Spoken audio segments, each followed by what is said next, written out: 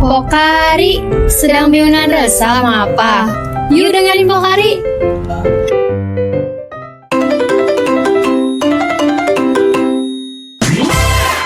Halo teman-teman semua, balik lagi di Pokari. Untuk episode kali ini kita spesial ya, karena mendatangkan narasumber yang sangat-sangat terpercaya. Oke teman-teman, gimana nih kabarnya hari ini? Berhubung hari ini mungkin kita sedang menjalankan ibadah puasa, jadi untuk teman-teman semua tetap semangat dalam menjalankan produktivitas sehari-hari. Oke, untuk tema kali ini mungkin sangat relate mungkin ya, karena kita membahas kehidupan sehari-hari di perkuliahan, terutama mungkin di masa psikologi yang padat perkuliahannya, mungkin ada yang sibuk organisasi juga, ada yang magang, ada yang praktikum. Di-spill langsung nggak sih temanya?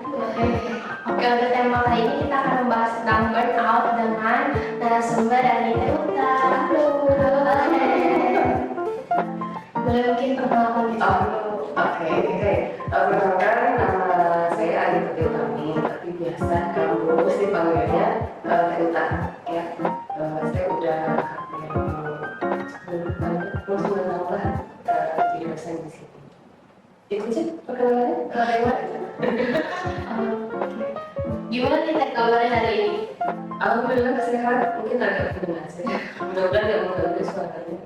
Ya sebelumnya aku mau ngucapin terima kasih ya Teruta udah bisa menghadiri buat sharing-sharing bersama kami buat di Pokari kali ini. Gitu. Langsung aja mungkin ya tadi kan udah sempat di notis nih kita akan membahas tentang burnout. Boleh dijelasin dulu nggak sih burnout itu apa mungkin dari sudut pandang psikologi? Oke, burnout ya. Kalau dari sudut pandang psikologi sebenarnya burnout itu mungkin di luar sana yang sering kedengarannya stres ya, stres. Burnout sendiri jarang untuk orang yang apa, tapi sebenarnya masih terkait sama stres. Jadi kalau burnout itu kalau secara definisi ya, itu kan kelelahan secara fisik dan emosional karena stres yang berkepanjangan. Itu sebenarnya secara definisi. Jadi mungkin orang mengiranya stres, tapi itu dua hal yang berbeda sebenarnya. Oke, terus gimana sih Teh cara kita mengidentifikasi itu tuh burnout? Oke, gimana kita bisa tahu itu burnout? Ini konteksnya berarti di mahasiswa ya? Iya. Oke. Karena sebenarnya kan burnout sendiri itu bergeraknya dari ranah kerjaan gitu. Tapi ada beberapa bisa akademik burnout. Nah, tadi itu kan kelelahan emosional atau fisik akibat stres yang berkepanjangan. Nah, mengidentifikasinya adalah lelah tadi secara emosional dan fisik, karena sebenarnya ada tiga yang menandakan bahwa seseorang itu mengalami burnout atau bukan. Pertama, emosional exhaustion. Itu kelelahan emosional. Contohnya tuh karena misalkan kampus malas nggak minat, terus misalkan dapat tugas atau apa efeknya aku ambil kampus kan malas gitu. Dan yang kedua itu ada namanya depersonalisasi atau sinisme. Jadi sensi orangnya dikit-dikit saya mau bacok gitu kan, jadi mau apa sih lo kayak gitu. Atau bisa juga menarik diri, jadi udah nggak mau interaksi sama orang lainnya, sendirian aja kayak gitu. Kalau depersonalisasi. Terus yang ketiga reduce apa namanya personal komplis ya, jadi ngerasa nggak kompeten. Jadi kalau misalkan kita merasa dengan nanti teman-teman mahasiswa merasa tugas apa yang lain semangat, dia merasa kamu kan nggak bisa dikerjain kayak gitu ya. Atau misalkan ditunjuk nih di organisasi, kamu pegang bagian ini ya, enggak aku kayaknya nggak bisa deh kayak gitu. Jadi ngerasa nggak kompeten. Jadi kayak sertifikasinya menurun atau beda lagi Teh? Bisa jadi mungkin sertifikasi menurun. Jadi ngerasa bahwa saya nggak mampu, saya nggak bisa mandiri itu. Jadi akhirnya dia nggak ngelakuin apapun, nggak ada yang dia bisa lakukan. Jadi mendefinisi ada tiga hal itu, lelah secara emosional. Nanti kalau emosional nanti efeknya bisa ke psikis juga, fisik jadi bisa ke rumah sakit kayak gitu. Terus yang kedua orangnya sia-siaan nggak kayak tadi ngomong apa sih kamu kok Gampang kesenggol. nggak apa-apa atau kebalikan dia malah nggak pengen interaksi, dia pengen sendiri ya kan. Ada orang yang misalkan seneng ngobrol tiba-tiba kita nongkrong yuk, malah pengen di rumah aja di rumah, pengen masak aja gitu. Terus temannya asik ngobrol, kita latihan yuk atau ke Usma yuk misalkan. Terus dia bilang enggak, sini aja gitu.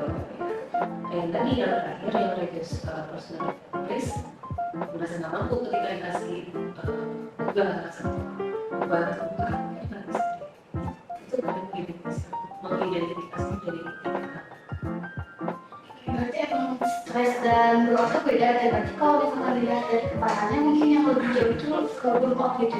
Ya, jadi kalau stres itu kan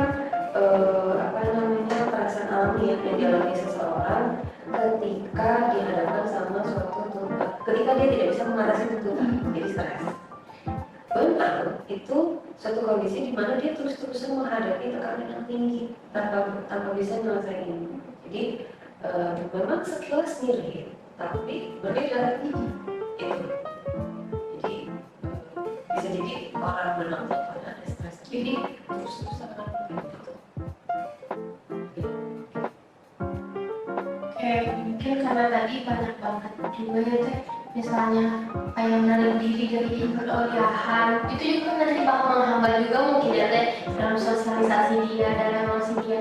Ada nggak sih teh cara untuk mencegah munculnya burnout terutama pada masa perkuliahan? Oke, nanti sebagai burnout ya. Oke. Pertama sih menyadari kompetensi diri ya. Jadi istilahnya sadar diri kemampuannya sampai di mana. Kalau kata orang Sunda apa ya, jangan taruh musiku gitu. Nanti kamu lihat sudah nggak? Iya cuman jadi jangan spontan yang jadi orang itu mungkin jadi kalau misalkan merasa saya kok nggak mau capek, ya udah kamu kuliah organisasi cuma satu misalkan gitu. Atau misalkan capek, ya udah nggak usah organisasi, paling panitiaan aja. Terus gue juga gitu sama kemampuan diri sendiri gitu. Terus kalau misalkan nanti dapat tugas, misalkan di organisasi, kamu menjadi ini bukan berarti jadi lari ya, tapi kayaknya coba misalnya gini, kerja kelompok aja. Terasa bahwa saya kayaknya bahasa Inggrisnya nggak bagus nih. Bisa kerja kelompok kan saya bilang, yaudah deh saya jangan bagian translate, tapi kalian pasti nanti saya ngetikin kali ini, kan saya tahu sampai sejauh apa sih kemampuan kita, jadi saya akan maksain. Terus yang kedua untuk mencegah burnout adalah jangan menunda, jangan lepas. Itu berarti bahwa harus menjadi sesuatu. Karena kalau biasa orang burnout itu diawali jadi dia nunda-nunda. Jadi makin stres. Iya, kan karena tugas ini hari ini hari Selasa boleh gitu, kita di Rabu nanti kita pas Semua mahasiswa itu dia orang jadi yang menang di prokas karena jadinya kan kerasa semua karena di satu waktu itu kan yang membuat membuat jadi beban ya. Kalau terus-terusan kayak gitu kan melapis kamu juga. Misalkan satu tugas kampus, satu tugas kuliah, satu tugas organisasi, semua ditunda di satu waktu kan itu jadi beban banget. Jadi jangan mudah menjadi sesuatu. Terus harus ada support system.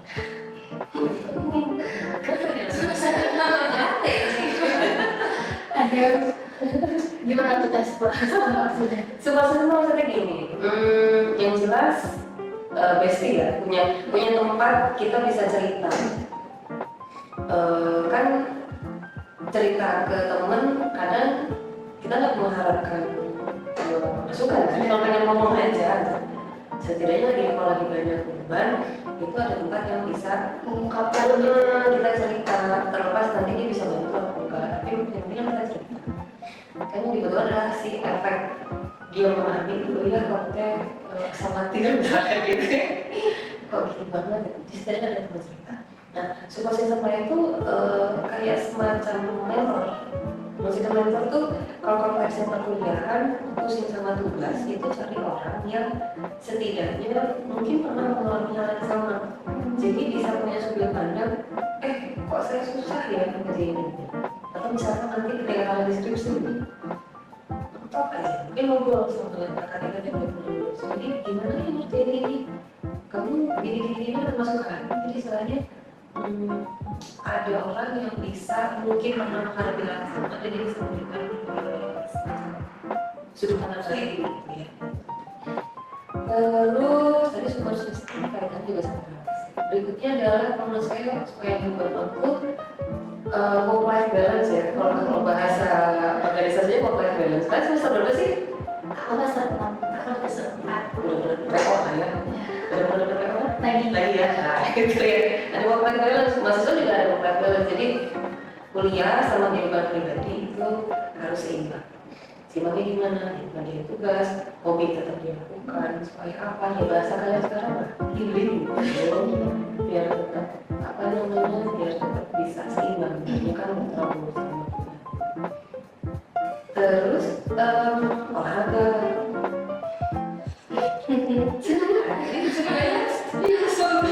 Jadi olahraga tuh deh, batasan bertahun mungkin minimal lah, kalau ini pernah. Waktu kalian belajar biosi atau neuro ya kalian biosi ini mah neuro bahwa ketika bergerak itu kan dan berolahraga ada membantu hormon untuk rasa senang ya, situ minimal olahraga ya masuk. Dan sekarang ini lagi hype tuh meditasi sebenarnya atau semacam mindful. Jadi ada satu waktu kita bisa istilahnya refleksi diri, saya menenangkan diri supaya ya lebih real. Dan kita kebetulan muslim kan dibantu dengan waktu tuh sehari 5 kali kita bisa meditasi itu sebenarnya. Jadi itu sih proses beberapa cara supaya kita bisa terlibat dari berbagai. Banyak bukan ya dari caranya mungkin kita terlalu tutup mata gitu ya ini. Karena kan kalau aku udah kena beban, udah stres ya, kadang nge-blocking ya itu ya kembali lagi ke neuropsikologi, ke proses berpikir secara logiknya ke-block, jadi aduh saya nggak tahu harus gimana. Terus tadi kan teteh sempat ngambil support system gitu kan. Ada nggak sih cara-cara yang efektif untuk mendukung teman mungkin teman kuliah yang lagi sedang burnout gitu kan? Ada nggak cara efektif?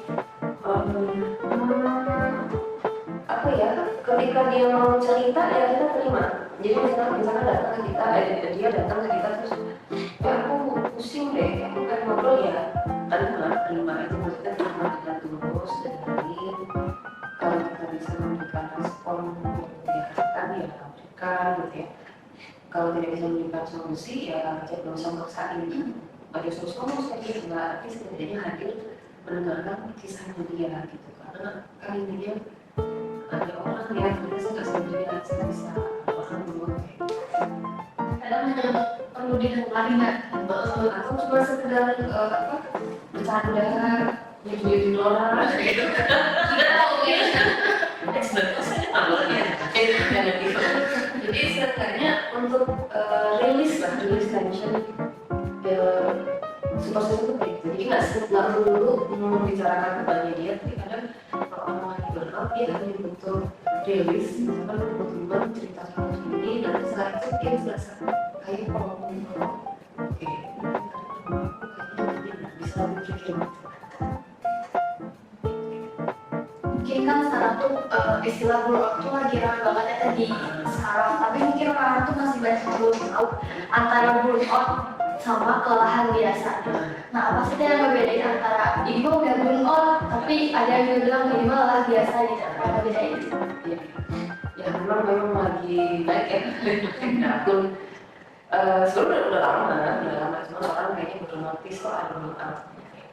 Sebenarnya gini, yang di garis bawah itu dulu burnout itu banyak bicara proses pekerjaan pada orang-orang yang bekerja di ranah dia harus menghadapi orang terus susah itu kan capek ya. Akhirnya adalah variabel namanya burnout. Masalah berkembang akhirnya salah satunya mungkin ada burnout karena mahasiswa sebagai tugas juga ada stigma, dosen, gitu kan ya, nanti organisasi. mengarah ke sana. Bedanya apa? Sederhana banget. Jadi kalau kelelahan biasa, kalau dia lagi stres ya, kelelahan karena stres, dipakai tidur, misalkan dipakai tidur, bangun, nanti seger. Itu luar biasa. Tapi kalau burnout, aku capek, aku tidur di jam 6, bangun jam 6, lebih dari 6 jam kali tidur, tetap masih capek. Bangun tuh capek, terus hari jadinya lebih lemes kayak gitu. Atau kalau kelelahan biasa dipakai healing, kan orang biasanya healing ya, ayo kita kemana gitu main, nanti udah kan seger lagi gitu, nanti sebenarnya Lia udah normal lagi udah biasa. Nah kalau burnout enggak, jadi mau udah healing kemana pun, ketika ketemu Senin,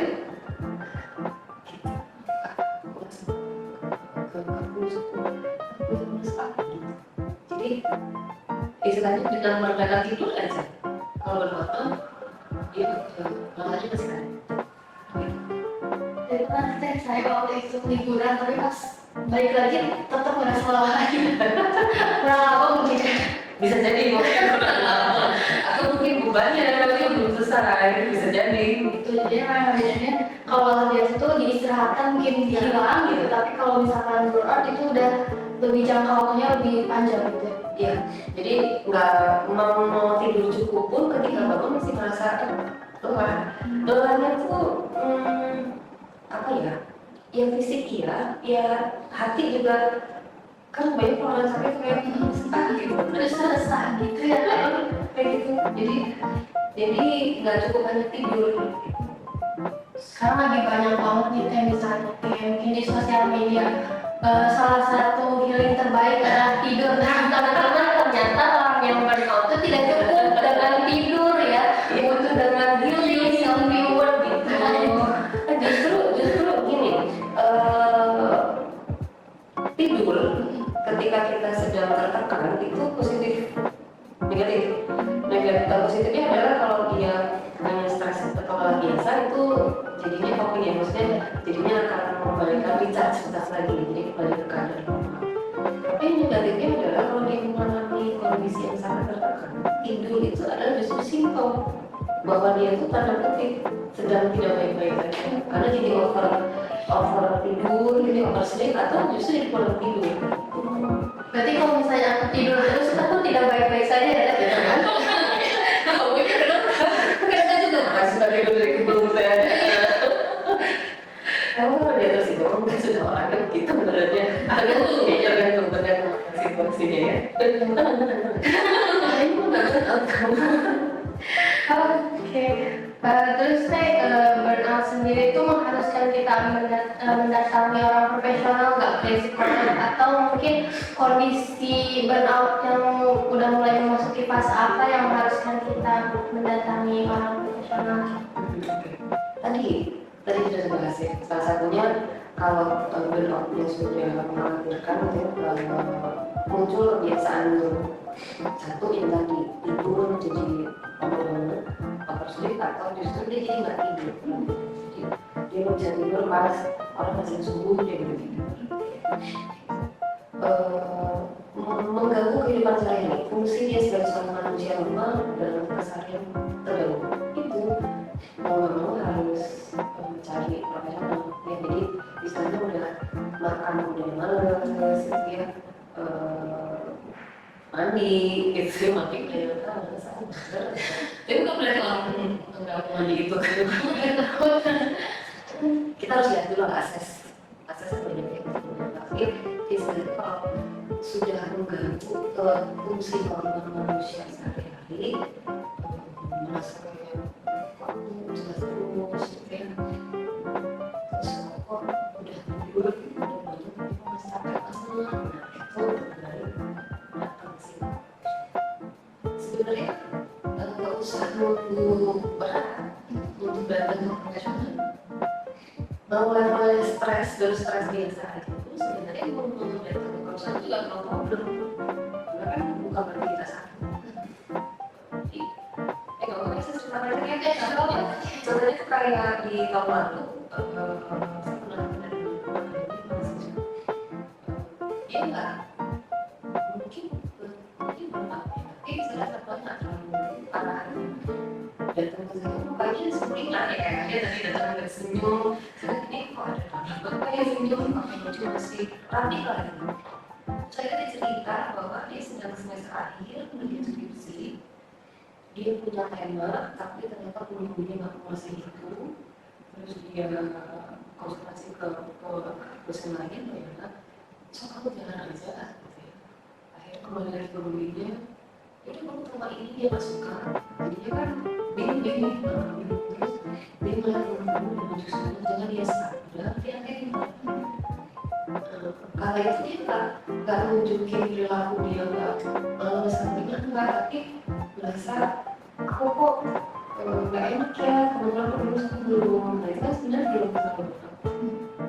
Akhirnya dia menceritakan aja, tapi pas dia cerita ke saya, dia akhirnya ingin saya sendiri. Oh iya ya, saya harus dengar sekecil apapun yang saya lakukan, saya harus suka dia itu.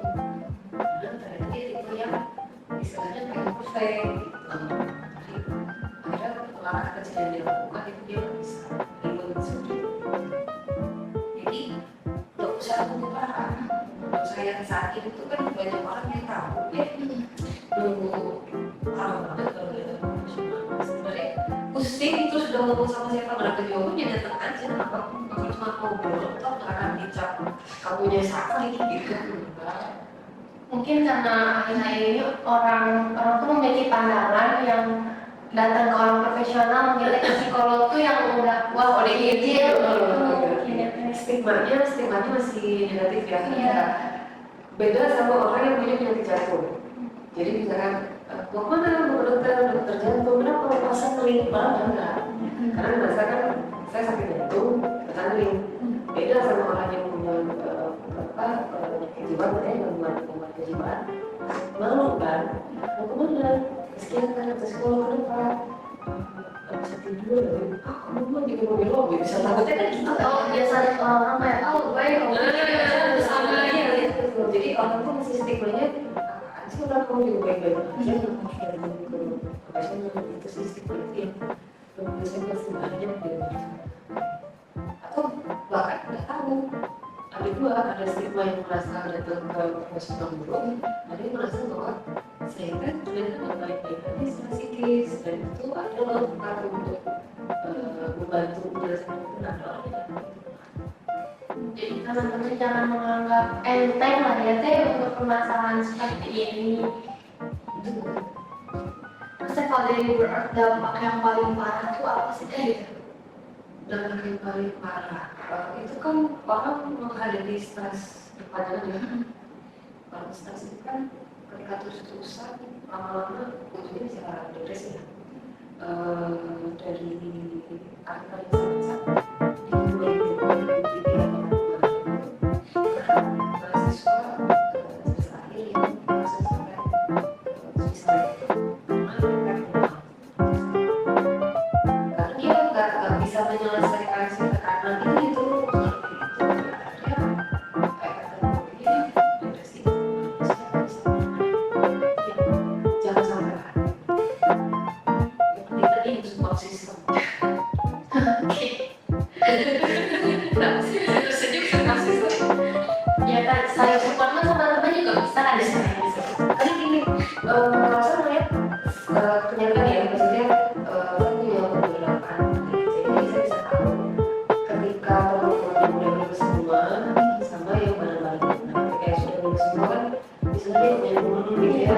Nah, di situ yang misalnya mungkin merasa kerja sendiri, terus mau proposal ke siapa, gitu kan. Jadi maksudnya support system tuh kadang bisa jadi dari teman dekat, kadang teman hibaran aja itu tugas, atau bahkan keluarga. Terlalu kuat sebenarnya. Karena tuh kalau kita udah stres tuh yang jadi tantangan tuh kalau kita udah stres kayak membagi waktu tuh sulit gitu kan. Jadi kayak yang bingung tuh di situ gitu ya kita sebagai mahasiswa. Jadi kayak emang ya itu kesulitan kita gitu ya. Dari tadi ya, apa jangan menunda dan dengan sesuatu tadi. Harus bikin, berarti harus dijadwal juga mungkin ya teh biar nggak keteteran. Jadi tugas mana yang harus didahulukan. Iya. Karena kan sebenarnya gini, ketika kalian dapat tugas itu kan dapat tuntutannya. Ya. Ketika tuntutan ya akhirnya tugas banyak kan tuntutan tuh. Respon kamu pasti stres kan? Iya. Itu kan. Nah, si stres ini tuh kan akibat aku nggak bisa nyelesain ini. Nah, dengan bikin skala prioritas dan manage waktu, stres itu akan hilang. Maksudnya gini, minat kita tuh akan datang kembali ketika stresnya hilang. Jadi stres itu bisa diselesaikan. Nah, kalau burnout itu kan nggak bisa, kan itu susah. Jadi pentingnya manage waktu itu pernah nggak ngerasain misalnya kan banyak tugas ya A, B, C, D. Terus saya mau selesaiin jam segini, nanti lanjut ngerjain ini. Pas ngerjain A selesai, ngerasa nggak?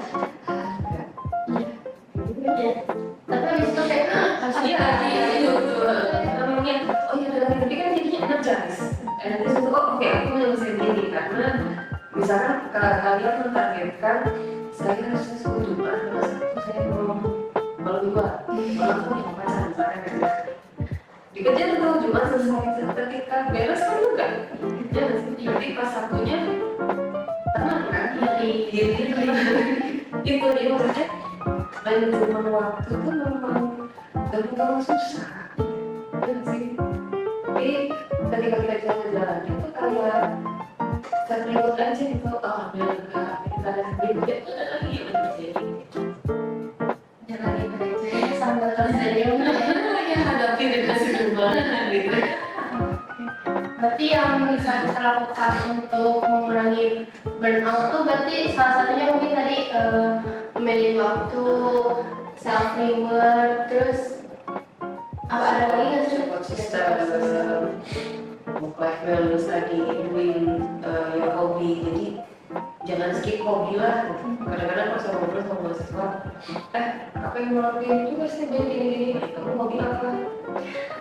Ya apa lah. Nah itu jadi minimal lah hobi. Kamu hobi apa? Kok jadi saya tanya? Kalau nonton drakor itu maksudnya hobi nggak ya?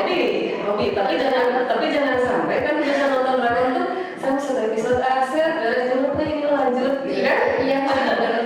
Jangan gitu juga. Harus diatur jadwalnya lagi. Gini, kadang kalau maksudnya gini, saya juga kadang dapat bukan banyak ya, tapi kadang tuh suka gini supaya bisa tetap waras. Misalkan istirahat selesai, bagian tugas istirahat, istirahat semoga istirahat kan. Mungkin nonton drakor, jadi kita bisa masuk rumah terus 10 menit, jadi seenggaknya lepas dari itu. Oh jadi kedengaran sama ada namanya kalian juga cari di YouTube deh teknik Pomodoro itu ya teman-teman ya itu lah ya Pomodoro teknik itu memang tricky kalau orang nggak bisa ngerjain ngapain sih tapi sebenarnya itu membantu kita untuk kapan kita fokus kapan kita istirahat kapan kita fokus kapan istirahat jadi itu memang harus mau teknik itu bagus tapi ketika berjalan kita harus komit oke di waktu ini saya Tadi udah dipaparkan gitu ya antara kelelahan biasa sama burnout tuh apa bedanya. Jadi kalian mungkin warga kemah dan juga teman-teman semua yang udah nonton jadi mungkin bisa membedakan tuh mana lelah biasa dan juga burnout dan juga kita harus aware sama diri sendiri mungkin kapan kita harus membutuhkan pertolongan atau mungkin dari support teman gitu ya itu juga berpengaruh tapi juga ya healing juga. Oke, mungkin ada closing statement dari Tata atau mungkin tips yang mungkin bisa kita lakukan di rumah gitu kalau misalnya kita udah stres atau mau menuju ke burnout tuh harus ngapain gitu. Oke, terus ya benar-benar bisa singkat ya. Satu, sadari kemampuan dirinya, satu itu. Jadi jangan merasa sanggup padahal kita nggak sanggup, kita harus sadari itu. Kemudian yang kedua, manage waktu dan menentukan prioritas itu mudah tapi kenyataannya sulit buat dilakukan oleh banyak orang. Kita sebenarnya sangat-sangat membantu supaya kita nggak merasa banyak tuntutan gitu ya. Kemudian di self reward, itu even hanya bilang, kamu bisa deh, gitu. Gak usah beli makanan yang mahal juga ya. Gak usah, cuma beli misalkan cimol bocor tidak bisa, terus self reward juga tidak bisa, gitu. Dan yang tadi ya, saya bilang work life balance. Jadi seimbangkan antara kehidupan kalian sebagai mahasiswa dan kehidupan pribadi. Jadi jangan lupa melakukan hobi, olahraga itu prinsip maksudnya. Jadi istilahnya hidup itu harus seimbang. Meskipun tuntutan banyak, tapi kalau kita seimbang kita bisa tahu nih tuntutan ini kita mau selesainya seperti apa. Gitu. Sebenarnya masih banyak ya, masih banyak yang ingin diungkapkan, ingin ditanyakan, tapi baru waktu mungkin nanti ada lagi waktu untuk berbincang-bincang dengan Anda. Ya mungkin sekian dari podcast kali ini. Mungkin yang teman-teman yang lagi ngabuburit atau yang masih puasa, semangat ya puasanya. Terus aku juga mau ngucapin terima kasih sama Tilsa buat sudah menyempatkan untuk berbagi sharing sama kita semua. Terima kasih banyak saya juga sudah ngobrol sama kalian. Oke, terima kasih banyak. Sampai ketemu di episode selanjutnya. Dadah.